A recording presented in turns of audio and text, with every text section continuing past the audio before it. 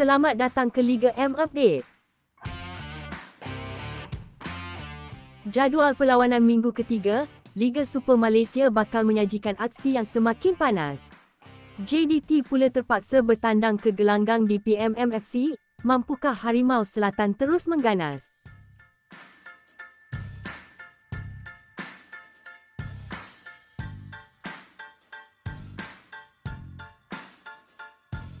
Berikut, jadual perlawanan Unifil Liga Super Malaysia 2026-2027, tarikh 4 hingga 6 September 2026.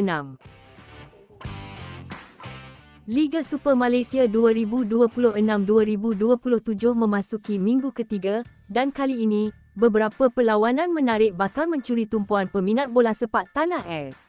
JDT pula akan berdepan satu lagi ujian penting di tempat lawan.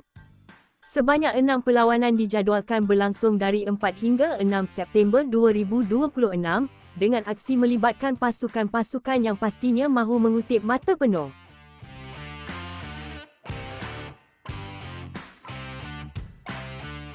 Perlawanan pertama akan berlangsung pada 4 September Jumaat apabila DPMMFC menerima kunjungan Johor Darul Tazim FC di Stadium Negara Hassanal Bolkiah, Berakas.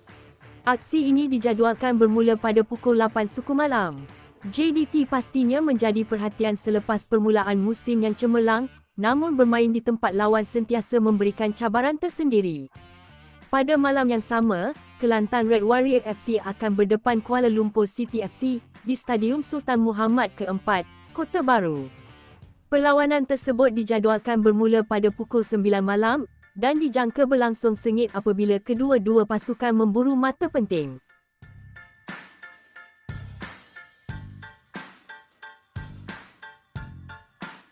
Memasuki 5 September Sabtu, 3 perlawanan pula akan berlangsung.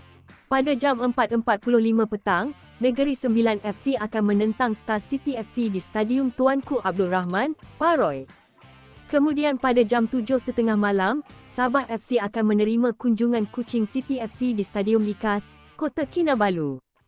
Aksi ini pastinya menjadi antara perlawanan yang menarik perhatian kerana kedua-dua pasukan mempunyai misi masing-masing untuk memperbaiki kedudukan dalam saingan liga.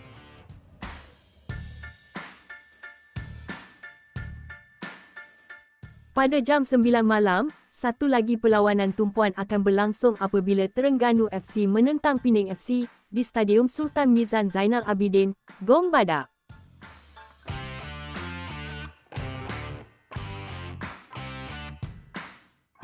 Kemudian pada 6 September Ahad, minggu ketiga, akan ditutup dengan pertembungan antara Selangor FC dan Melaka FC.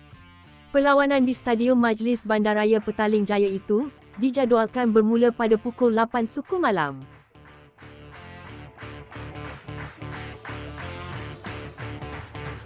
Dengan 6 perlawanan menanti, minggu ketiga Liga Super Malaysia 2026-2027 pastinya boleh mengubah kedudukan semasa liga. Persoalannya, adakah JDT mampu meneruskan rentak kemenangan ketika bertandang ke gelanggang DPMMFC? Jadi itulah dia, jadual perlawanan Unifil Liga Super 2026-2027 minggu ketiga, bermula pada Jumaat 4 hingga 6 September 2026. Segala yang anda perlu tahu tentang Liga Super Malaysia ada di sini, Liga M Update.